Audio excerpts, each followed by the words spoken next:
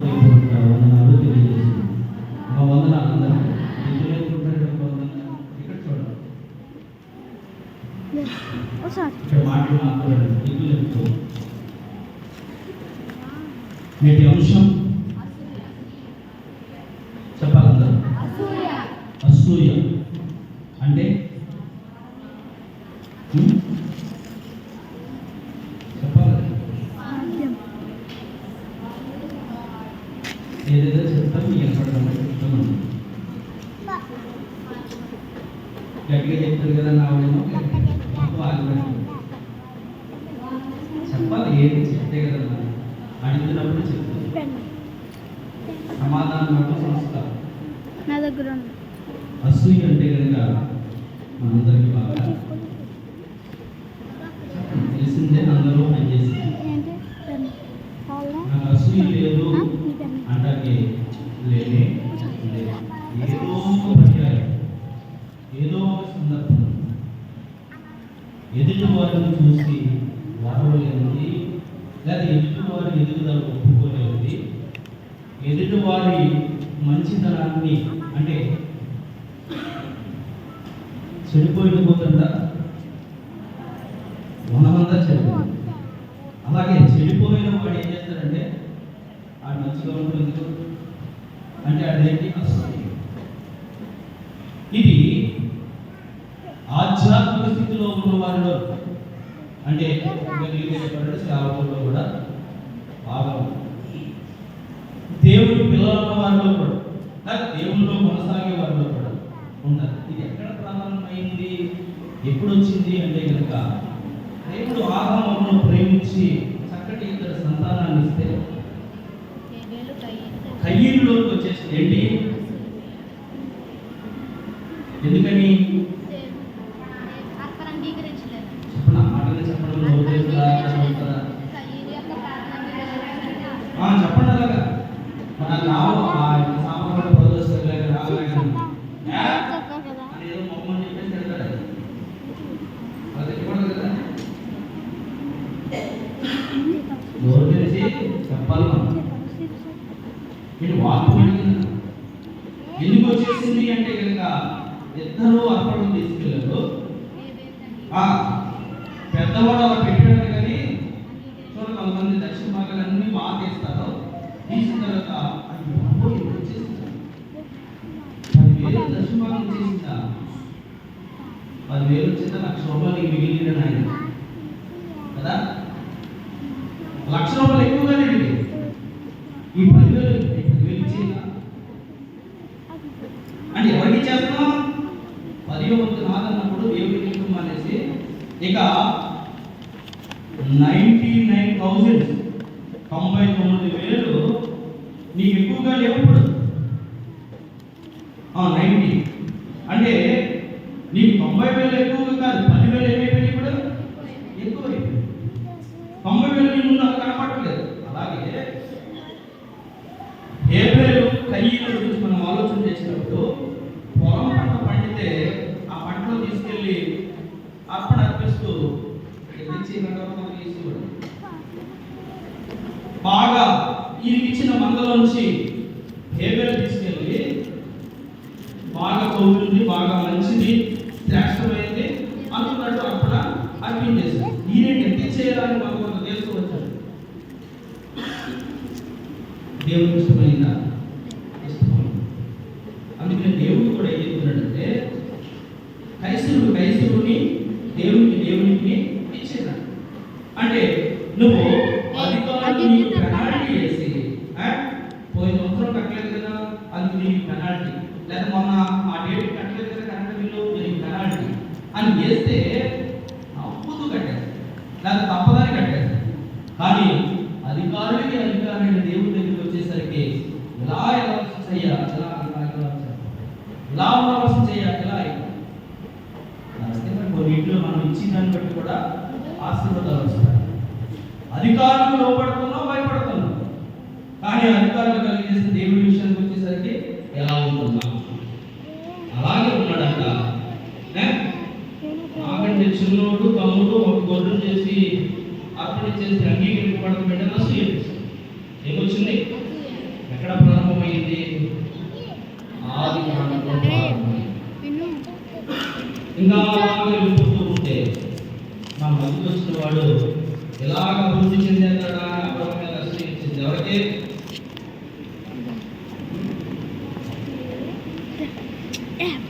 ఫిలిస్తీయులకు వచ్చేసింది, గెరాసీయులకు వచ్చేసింది. వీరందరికీ ఏమొచ్చేసింది? ఇతనేమో మన మధ్యకి అన్యుడిగా వచ్చాడు. ఒక్క కుటుంబం వస్తే వీళ్ళు మొక్కలు కొట్టేసారు, అభివృద్ధి చెందేసారు, సంతానం వెళ్ళిపోతుంది, ఇలా మందలు విస్తరించేస్తారు. ఏమొచ్చేస్తుందంట? అసూయ వచ్చేస్తుంది. అలాగే ముందుకు వెళ్తే దేవుడు ఆశీర్వదిస్తానన్నాడు కదా. దేవుడు ఆశీర్వదించేవాడికి మనం భారీగా ఇచ్చాడు కదా. అంటే ఆది కాలంలో అన్నదమ్ములు అసూయిస్తే ఇదిగో రాహేలు లేయకి ఏమొచ్చేసింది? కాబట్టేసుకుందంట. యాకోబు దగ్గరికి వచ్చేసి నేనంటే ప్రేమలో 14 సంవత్సరాలు బాల్యకాలం చేశానన్నా, అదే జబ్బు పడడానికి పిల్లలు ఇస్తున్నావు నాకేంటి? అక్కనంటుందండి. అక్క మీద అసూయ. నేను పిల్లలతో దేవుడిగా ఉన్నానమ్మా అంటే యాకోబు. అంటే అసూయ అనేది ఎక్కడ ప్రారంభమైంది? ఎవరో ప్రారంభమైందంటే దేవుని పోలికలో పుట్టిన మానవుడు, దేవుడు ఆదిలో కలిగజేసిన ఆదిలో తల్లిదండ్రులు పుట్టిన పిల్లలు తర్వాత నుంచి అసూయ నేటి వరకు ఈ క్షణం వరకు కూడా అనేక మందిలో అపవాది కలిగజేసిన అసూయ శరీర కార్యాలు స్పష్టమైందని చెప్తూ ఈ అసూయ అనేది కూడా ఒకటి దాంట్లో ఉంటుంది. 15 శరీర కార్యాలు ఉంటే కనుక అందులో ఈ అసూయ కూడా ఒకటిగా ఉంటుంది. ఆత్మఫలాలు 9, శరీర కార్యాలు 15. ఆ 15లో ఈ అసూయ అనేది ఉంటుంది. అసూయ గురించి కొన్ని మాటలు చెప్పేసి ఇది చెప్పాలంటే ఎవరెవరిలో వచ్చిందో మనం చెప్పుకుంటూ వెళ్ళిపోతాం. కానీ నాలో ఉందా లేదని పరిశీలన చేస్తాం.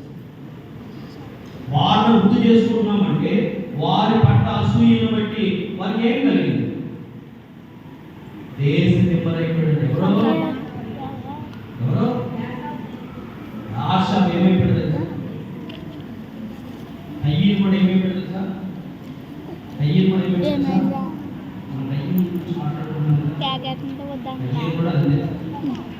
నన్ను చంపేయడం నాయనా ఎక్కడికెళ్తే కనుక అవి కూడా చంపకుండా మొక్క మీద ముద్ర వేస్తాడు. నుదుటి మీద ఒక ముద్ర వేస్తాడు. నిన్ను కనుగొని వాడిని చదువుకున్న తర్వాత నేను విడిచిపెట్టి వెళ్ళిపోతా తప్ప అయ్యో నేను చేసిన శిక్ష నేను భరించడం గొప్పది. ఎందుకు ఈ మాట చెప్తుందో తెలుసా?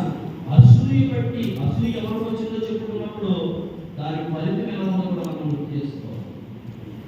అలా కాపాడుకున్న రాహేలు ఎంతో ప్రేమించిన భర్తతో చివరి ఉండగలిగిందా అంటే ఉండలేదు. ప్రయాణంలోనే కాలం చెల్లిపోయారు. మధ్యలో యాత్రను ముగించేసింది. ఇలాగా అబ్రహాము మీద అసూయ పడ్డవారు ఉన్నారా అంటే కనుక దేవుడు మనం అబ్రహాము ప్రార్థన చేసే తప్ప వారికి పిల్లలు లేదు. అంటే ఈ అసూయ గురించి ధ్యానం చేస్తున్న మన జీవితాల్లో దాని వల్ల వచ్చిన పర్యవసానాన్ని కూడా గుర్తు చేశారు. అప్పుడు దాన్ని మనలో ఉంటే దాన్ని విడిచిపెట్టడానికే ప్రయత్నించారు. లేకపోతే అసూయ గురించి చెప్పారు, ఈరోజు పాట పెట్టిన అసూయ గురించి చెప్పారు, లేదా వాక్యం చెప్పారు అని చెప్పి వెళ్ళిపోతుంది. వాళ్ళెవరో చేశారు, వాళ్ళ గురించి కాదు. వాళ్ళని గుర్తు చేసుకుంటున్నప్పుడు దాంట్లో ఉన్న మూలం ఏంటి, మూలపాఠం ఏంటి, చదివిన వాక్యాలు ఉపోద్ఘాతం ఏంటి, అది మనం తీసుకోవాలి, అది ధ్యానం చేయాలి. అప్పుడు తీసుకున్నప్పుడు తక్షణ కర్తవ్యం గుర్తురావాలి. తక్షణ కర్తవ్యం అంటే అప్పుడు నిర్ణయించుకోవాల్సింది. ఇప్పుడు చేయవలసింది ఏంటి అంటే కనుక వాక్యంలో అసూయపడిన వ్యక్తులను గుర్తు చేసుకున్నప్పుడు వారికి అసూయను బట్టి కలిగిన పర్యవస్థానాన్ని మనకి యాదైనప్పుడు అలాంటి అసూయ అనే గుణం నాలో ఉంటే అటువంటి కష్టంలోని నష్టం తీసుకోవాల్సిన వ్యక్తిగా ఉంటాను కనుక ఆ ఒక్కదాన్ని విడిచిపెట్టేసి అసూయ పడటం వల్ల నాకు ఏమవుతుంది? నష్టమే కదా వాళ్ళకి లేక వస్తుంది. అలా కాకుండా అసూయ లేకుండా దేవునికి విరోధమైన నాలో ఉండకుండా విడిచిపెట్టడానికి ప్రయత్నం చేద్దాం అన్న తీర్మానం తక్షణ కర్తవ్యం. అలా ఆలోచన అసూయ 10వ వచనంలో దగ్గర అసూయ చేత చదవండి.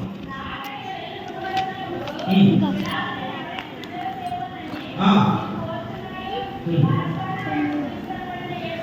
ఆ. ఏం చేయాలంట?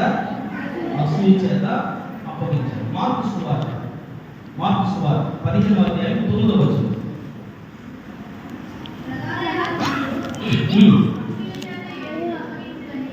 ఏం చేత మనం ధ్యానం చేస్తున్న అంశం అంటే అసూయ ఎందుకు వచ్చింది అంటే కనుక సరైన ఆన్సర్ లేదు, వారలేదు. ఎదుటివాడు పచ్చగా ఉంటే కడుపులో స్టార్ట్ అయిపోతుంది. పచ్చలేదు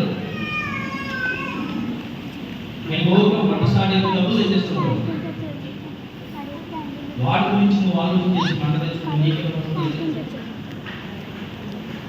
అలాంటి వారే దేవుడు చేస్తున్న అద్భుతాలను చూసి, యేసు ప్రభువు చేస్తున్న అద్భుతమైన మంచి కార్యాలను చూసి మన హవా కొనసాగలేదు. ఈ లేకపోతే మనం ఎలాగా బాగుంటామన్న అసూయ, తీర్పు తీర్చిన వారికి అసూయ చేత అప్పగించాలని అర్థమవుతుంది. కొరింథీయులకు రాసిన మొదటి పత్రిక 3వ అధ్యాయం 3వ వచనంలో మన గురించి పౌలు గారు మాట్లాడుతున్నారు. ఎవరిలో ఆ అసూయ చేత ప్రభువును అప్పగించారు. ఒకవేళ మీలో అటువంటి అసూయ కలహబుద్ధి ఉంటే కనుక ఆకు మీకు పెద్ద తేడా లేదు. ప్రభువును అప్పగించే వారు మీరు కూడా ఒకరే. ప్రభువుని అంత వారసులకు అప్పగించిన వారు అసూయ ఉన్న కారణాన్ని బట్టి, ఎందుకంటే ప్రభు ఎవరిని ప్రేమించమంటున్నారో ఆ తోటి ఆ ముందు ఉన్న నీ సహోదరుడు సహోదరి అయిన వ్యక్తి మీద నువ్వు అసూయ పడుతున్నావు కనుక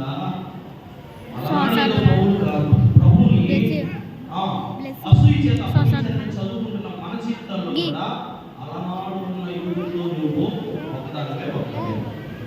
ఇప్పుడు అందుకనే పౌలు గారి ద్వారా కొరింథీయులకు రాసిన మొదటి పత్రంలో ఆ 3వ అధ్యాయం 3వ వచనంలో ప్రభువు ఇప్పుడు అసూయ గురించి ధ్యానం చేస్తున్న కూడి ఉన్న మనతో మాట్లాడుతున్న మాట ఏంటో తెలుసా? డైరెక్ట్ గా మనం ఏం సంబోధిస్తున్నాడు తెలుసా? మనలో అంటే ఉన్న వారిలో ఎట్టున్న వారిలో మీలో అసూయ కలహబుద్ధి ఉండగా ఏ సంబంధం అంట? అలా ఉంటే మనం ఏ సంబంధాలు అంట? శరీర సంబంధం. శరీరానికి ఉన్నది ఏంటి అంటే కనుక ఆశ, నేత్రాలతో ఆశపడతారు. ఈ శరీరం సుఖాలను కోరుకుంటూ ఆశపడతారు. లోపల ఉన్న జీవపు బ్రహ్మం అనేది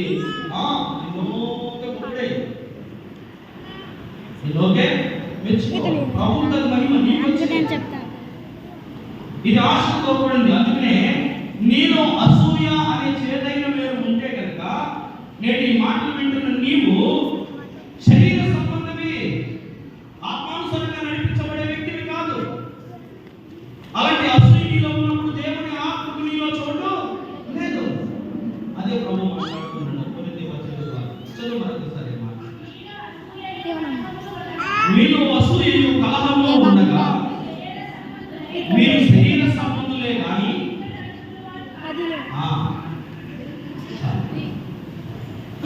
అంటే దీన్ని బట్టి అర్థమవుతుంది ఏంటి? అసూయ ఉంటే అసూయ ఉన్న వ్యక్తులకి ఏం జరిగింది, ఏ నష్టం వచ్చింది, ఎటువంటి కష్టాలు పడ్డారో మనం గుర్తు చేసుకోవాలనుకున్నాం.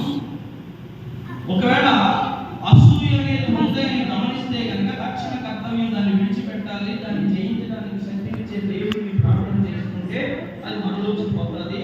అది శరీర కార్యాల్లో ఒకటిగా ఉంది అని మనం నేర్చుకున్నాం. అయితే ఇంకా అసూయ అనేది మనలో పనిచేస్తే ఆ అసూయ అనే దాన్ని బట్టి మీలో అసూయ ఉంటే మీరు మన మధ్యలో ఉన్న ఆత్మదేవుడు ఎక్కడ ఇద్దరు ముగ్గురు కూడి ఉంటే వారి మధ్య తప్పక ఉంటారని సెలవిచ్చిన దేవుడు ఆత్మ చెప్పి సంగతులు జీవితంలో ఎత్తిగా వెళ్ళకుండా ఆత్మదేవుడు నడిపింపులోకి నువ్వు వెళ్ళకుండా విన్నదాన్ని అనుసరించి దాన్ని అవలంబించకుండా ఉంటే కనుక నీవు ఇంకా శరీర సంబంధివే. అంతే కదా? నీవు ఆత్మ చేత ఆత్మానుసారంగా నడిచే వ్యక్తివి కాదు. నీ గురించి యెషయా ఎప్పుడో నేను పుట్టకముందే ప్రవచించాడు కదా, నేటి వరకు కూడా అది మన మధ్యన ఉంది కదా. ఈ ప్రజలు రాదగిన విధంగా నా దగ్గరికి రారు.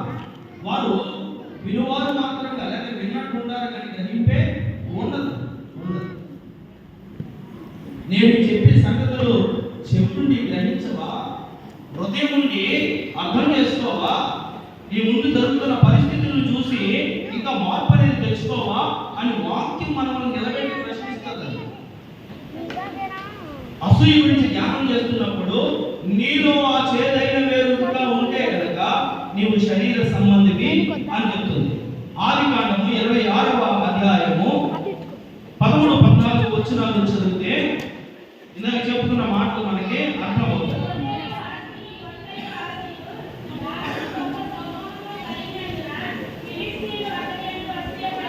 ఎవరి మీద? ఫిలిష్తీ అతని మీద అసూయపడింది. అది చెప్పుకుంటూ వెళ్ళిపోతున్న వాక్యాలు చూసుకోవాలని చెప్తున్నాను. 26వ అధ్యాయం 13-14 వచనాల్లో అబ్రహాము గొర్రెలు, గుడ్లు, పశువులు, దాసదాసీ జనము విస్తరించిన కారణాన్ని బట్టి చూస్తున్న ఫిలిష్తీయుల కళ్ళు పుట్టేసి వారు అసూయ పడిపోతున్నారు. ఎక్కడి నుంచో ఒంటరిగా వచ్చిన వ్యక్తి మన మధ్య ఇంతగా విస్తరించడానికి కారణం ఏంటి? వయసులో ఇచ్చిన వీళ్ళకి ఏం తెలుసు? నరుల కష్టపడాలని ఎక్కువ చేసుకోలేదని ఏం తెలుసు? అబ్రహాము దేవుడు ఆశీర్వదించేవాడిగా ఉన్నాడని ఆ ఆశీర్వాదంతో ఊరిలోంచి తండ్రి ఇంటిలోంచి పిలిచాడని పిలిచిన దేవుడు చెప్పిన మాట ఏంటంటే, నేను నిన్ను ఆశీర్వదిస్తాను.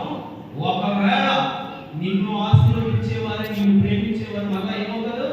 ఆశీర్వదించబడతారు. నిన్ను చూస్తే కదా వాళ్ళని నీ ద్వారా నిన్ను బట్టి విశ్వాసులకు తండ్రిగా నిన్ను బట్టి నమ్మిన వారు నిన్ను అనుసరిస్తే భూలోక వంశులని నీ ద్వారా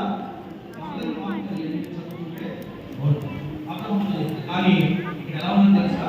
ఫిలిష్తీయులను కొట్టేసి పశువులు పడుతున్నారు. చాలా గ్రామాల్లో కూడా చాలా ఊళ్ళో కూడా నువ్వు ఆశీర్వదింపబడ్డావు దేవుని ఎలా వచ్చేసింది? ఏం చేస్తున్నారు? మనం ఇష్టపడుతున్నాం, ఇలాగే ఉంటున్నాం, ఎలా ఇల్లు చేశాడు, ఎలా పెళ్లి చేశాడు ఏమర్థం వస్తుంది. దాని పేరు ఏంటంటే దేవుడు పెట్టిన పేరు, వాక్యం చెప్తున్న పేరు అసూయ. అసూయ పనులకి ఏమవుతుందంటే నష్టమే వస్తుంది. అది ఆదికాండ గ్రంథం 30వ అధ్యాయం 1వ వచనం.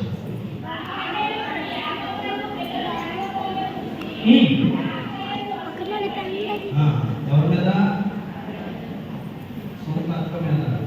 పిల్లలు పుట్టకపోతే వస్తుంది అంటే నాకు లేని పిల్లలు అక్క ఆ ఉద్దేశం అదే కదా. అక్క కూతురు వెళ్ళిపోతారు, అక్క వాళ్ళు వెళ్ళిపోతారు. ఇంటికి పిల్లలు ప్రేమపూర్వకంగా చూస్తే పిల్లలు అనుకుంటే పిల్లలు, కానీ సొంత చెల్లి అక్క మీద ఏమైపోతుంది? నేను ఉడుకుతాన్ని నువ్వు కూడా అలాగే ఉండిపోవాలి. అంటే మానవుల్లో ఉన్న నైజం, మానవుల్లో ఉన్న ఈ అసూయ ఏదో చిన్నదే కదా నువ్వు కొన్ని పర్యాలు చూస్తున్నావు. అసూయతో ఈర్ష్యతో చూస్తున్నవి ఆ చూపులను బట్టి ఇది బయటికి తెలియదండి. ఇది బయటికి తెలుస్తుందా? తెలుసు, లోపల ఉంటుంది. చాలా జాగ్రత్త. కుండలో విషం ఉందని చెప్తున్నాడు కదా. కుండలో ఏముంది? ఈ విషయం చెప్తుంది. కుండలో విషం ఉంది. మానవుడని ఈ కుండలో విషం అని అసూయ అనేది ఉండకూడదు. అక్క మీద అసూయ పడిపోతుంది. చదువు ఇంకొక మాట 37వ అధ్యాయం 11వ వచనం.